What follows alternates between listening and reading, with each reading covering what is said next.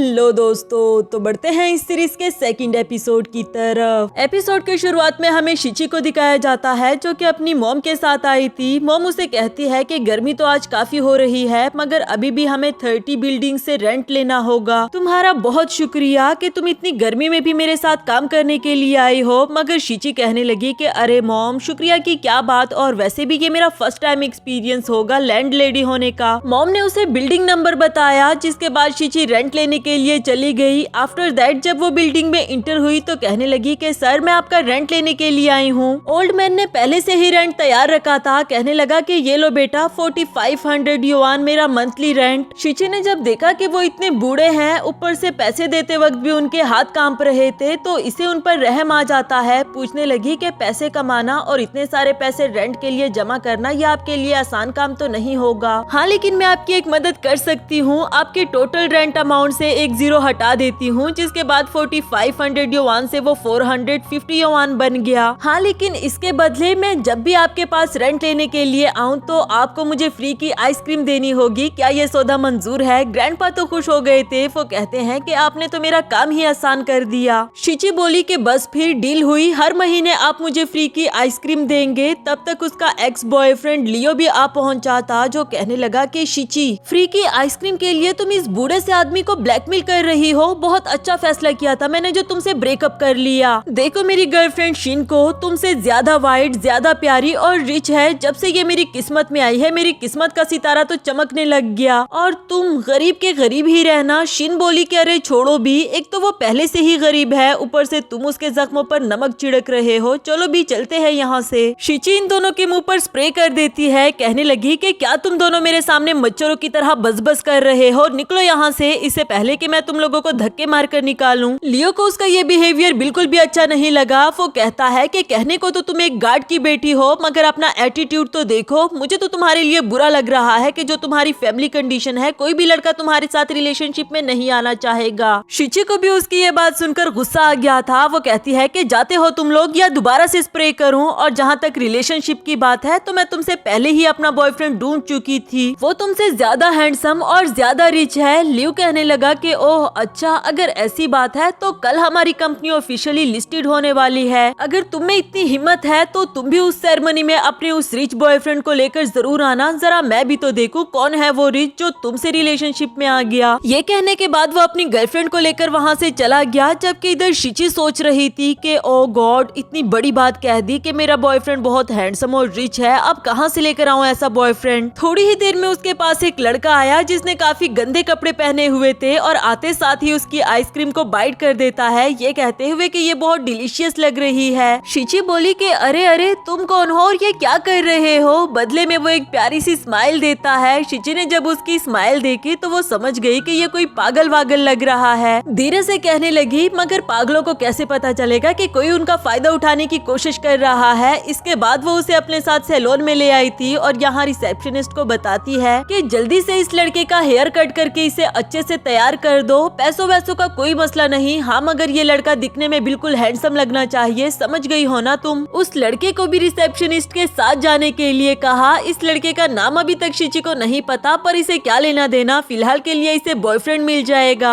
यही सोच सोच कर वो खुश होते हुए बैठ जाती है उसका वेट करने के लिए। थोड़ी ही देर में वो लड़का तैयार होकर वापस आ गया था, जो कि अब बहुत ज्यादा हैंडसम और बहुत प्यारा लग रहा था। शिची भी उसे एकदम से देखकर हैरान हो गई। कहने लगी कि अरे वाह, तुम तो इस कपड़ों में इंसान के बच्चे लगने लग गए हो, मगर अभी भी एक चीज की कमी है। मुझे तुम्हें कोई न कोई आइडेंटिटी तो देनी ही होगी, क्योंकि तुम्हारा नाम तो मैं जानती तक नहीं। तभी उस लड़की की नजर सामने पड़ी हुई मैगजीन पर पड़ी, जिसमें शिहाई ग्रुप के प्रेसिडेंट मिस्टर जूटेंग के बारे में लिखा हुआ था। वो देखकर तो इसे एक झटका सा लगा, जैसे इसे कुछ याद आने वाला हो। फ्लैशबैक के सीन से हम देखते हैं कि वो प्रेसिडेंट जूटेंग कोई और नहीं बल्कि यही लड़का था, जो कि शायद अपनी मेमोरी खो चुका था। मगर अच्छी बात यह है कि अब उसे सब कुछ याद आ चुका। इसके बावजूद भी वो शिची को इस बारे में नहीं बताता। शिची ने उसे पूछा भी कि तुम ठीक हो ना? वो बोला कि हाँ, मैं बिल्कुल ठीक हूँ। तुम ही तो कह रही थी ना कि मुझे किसी आइडेंटिटी की जरूरत है। ये मैगजीन पर देखो, तुम्हें नहीं लगता कि मिस्टर जूटेंग की आइडेंटिटी ज्यादा बेटर रहेगी? शिची ने जब वो मैगजीन देखी तो वो खुश हो गई। कहने लगी कि हाँ, तुम बिल्कुल ठीक कह रहे हो। शिहाई ग्रुप का प्रेसिडेंट कभी भी सोशल मीडिया पर नहीं आया, ना ही किसी ने उसे देखा है। ये अच्छा ऑप्शन है। हैं कि हम उसके आइडेंटिटी का फायदा उठाए, इस तरह मैं उस लियो के बच्चे के सामने अच्छे से शो ऑफ भी कर सकूंगी। नेक्स्ट सीन सेरेमनी का दिखाया गया, जहाँ शिन लियो से कह रही थी कि बेबी मुझे नहीं लगता तुम्हारी वो एक्स गर्लफ्रेंड यहाँ अपने बॉयफ्रेंड को लेकर आएगी। लियो बोला कि उसकी तो आदत है बस बड़ी बड़ी बातें करने का, भला कोई भी अमीर लड़का उसके साथ रिलेशनशिप में क्यों आना चाहेगा। तभी दूसरी तरफ से शिची और जूटेंग की एंट्री होती है, जो कि एक साथ काफी ज्यादा प्यारे लग रहे थे और यहाँ सेरेमनी के सभी लोग उनकी तारीफों पर तारीफें करने लगे। लियो और शिन से यह बात कैसे बर्दाश्त होती कि यहाँ के सब लोग उन दोनों की तारीफ करें। लियो पूछने लगा कि तुमने यहाँ पर आने की हिम्मत तो कर ली, अब जरा इंट्रोडक्शन भी करवाओ, ये तुम्हारे साथ है कौन।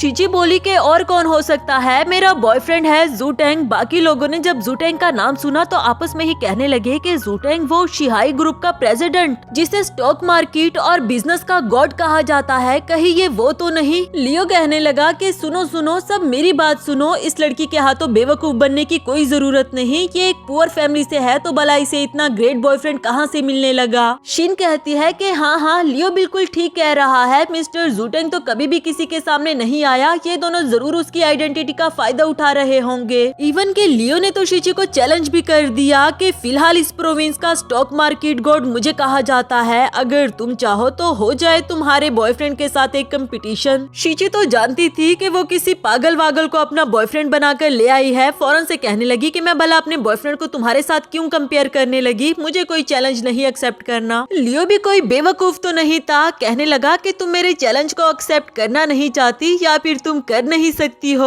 खैर अगर तुम मुझसे जान छुड़ाना ही चाहती हो तो अभी के अभी घुटने टेक कर मुझसे माफी मांग लो, वरना तो मैं पुलिस को बुला लूंगा। शिची को काफी ज्यादा गुस्सा आ गया, तभी जूटेंग ने इस चैलेंज को एक्सेप्ट कर लिया। साथ ही उसने एक शर्त रख दी कि हारने वाले को अपनी सारी नेटवर्थ यानी कि अपनी सारी दौलत जीतने वाले को देनी होगी। लियो को तो ये सब कुछ मजाक लग रहा था, कहने लगा कि ओए गरीब लड़के तुम्हारे पास कितनी ही दौलत होगी, चलो मैं इसमें तुम्हें हराकर तुम्हारी आंखें खुली की खुली कर देता हूँ। जिसके बाद कंपटीशन स्टार्ट हो जाता है। लियो ने 3 मिलियन के स्टॉक्स खरीदे जो कि हाई पर हाई होते जा रहे थे और इधर जूटेंग ने 1 मिलियन का स्टॉक लिया जो कि कब से नीचे ही चल रहा था। 1 मिलियन का सुनकर शिची फौरन उसे पूछने लगी कि तुम्हारे पास इतने सारे पैसे कहां से आए। उसका जवाब देने से पहले लियो पूछता है कि देखा जिसे तुम स्टॉक मार्केट का गॉड कह रही थी उसे तो ये तक पता नहीं कि उसे अपने पैसे किस वाले स्टॉक में लगाना चाहिए, तुम पहले से ही गरीब थी और अब इस गरीब के साथ रहकर भी इसका कर्जा भरती रहोगी। इवन के बाकी के लोग भी आपस में बात करते हुए यही कह रहे थे कि इस लड़के ने कितनी बड़ी गलती कर दी है वो वाले स्टॉक्स लेकर जो कि इंक्रीज होने का नाम ही नहीं ले रहे। इसके बावजूद भी जूटेंग शिची से कहने लगा कि तुम फिक्र नहीं करो, जल्दी ही हमारा अच्छा टाइम आने वाला है, बस तुम थोड़ा सा वेट करो और देखती जाओ। कुछ देर के बाद देखते ही देखते जूटेंग का लिया हुआ स्टॉक इंक्रीज करने लगा, जबकि लियो ने जो 3 स्टॉक्स ले रखे थे वो डाउन पर आने लगे। अचानक से देखकर तो सभी लोग हैरान हो गए कि अरे अरे ये क्या हो गया, लियो के तीनों स्टॉक्स तो नीचे आ रहे हैं जबकि इस लड़के का लिया हुआ एक स्टॉक ऊपर ही चला गया। पर इस लड़के को कैसे पता था कि ये स्टॉक ऊपर जाएगा। इधर शिची भी देखकर हैरान थी और लियो के पांव तले तो जमीन ही निकल गई कि अचानक से बाजी कैसे पलट गई। शिची तो काफी ज्यादा खुश हो गई थी, वो कहती है कि देखो देखो तुम जीत गए हो, इवन के तुम्हें 50 मिलियन का प्रॉफिट भी हो गया। मगर ये बात शिन से बर्दाश्त नहीं हुई, वो कहती है कि ये सारा तो लक का काम है। और जहाँ तक शिहाई ग्रुप के प्रेसिडेंट मिस्टर जूटेंग की बात है तो हमारी कंपनी ने पिछले हफ्ते उनका इंटरव्यू लिया था, मेरे पास उसकी वीडियो है, मैं अभी सबको दिखाती हूँ, जिससे ये बात प्रूफ हो जाएगी कि शिची झूठ बोल रही है और किसी और लड़के को शिहाई ग्रुप का प्रेसिडेंट बनाकर यहाँ पर ले आई है। उसकी ये बात सुनकर तो शिची डर गई थी कि अब फाइनली उसकी असलियत सबके सामने आने वाली है। वो जूटेंग से कहने लगी कि खड़े क्या हो, चलो चलो जल्दी निकलो यहाँ से। जूटेंग कहीं भी नहीं जाता, वो वहीं पर खड़ा रहा क्योंकि वो जानता था कि वो रियल जूटेंग है। दूसरी तरफ से वो वीडियो भी स्टार्ट हो गई और फाइनली सब लोग देख लेते हैं कि असल में तो ये लड़का ही जूटेंग है। बेचारी शिची जो कि अभी तक उसे कोई बेवकूफ सा लड़का समझ रही थी, उसकी तो बोलती ही बंद हो गई। इवन के शिन भी देखकर हैरान हो जाती है और उसे रियलाइज हुआ कि जाने अनजाने में उसने कितना बड़ा ब्लंडर मार दिया। फौरन ही उसने लियो के साथ ब्रेकअप कर लिया जो कि बेचारा उसकी मिन्नतें कर रहा था कि तुम मेरी गर्लफ्रेंड हो, तुम मुझे ऐसा धोखा नहीं दे सकती। जबकि शिन सूटेंग के पास आकर उसे कहती है कि मैंने यीजिंग बिल्डिंग में एक पूरा फ्लोर खरीदा है अपनी कंपनी बनाने के लिए। ये एक गरीब लड़की है, ये तुम्हें डिजर्व भी नहीं करती। तुम्हारा और मेरा मैच एक दूसरे के साथ परफेक्ट रहेगा। उसकी ये बात सुनकर शिची ने उसे कॉल की और कहती है कि यीजिंग बिल्डिंग में जो फ्लोर तुमने रेंट पर ले रखा था उसका रेंट 100% बढ़ चुका है, जिससे उसको पता चला कि उसकी लैंड लेडी कोई और नहीं बल्कि शिची ही है। शिची भी उसे चिढ़ाते हुए कहती है कि मेरे पास एक नहीं बल्कि कई सारी बिल्डिंग्स है। खैर शिन के साथ तो वही हुआ जो वो डिजर्व करती थी। इसी के साथ हमारा ये वाला एपिसोड भी खत्म हुआ।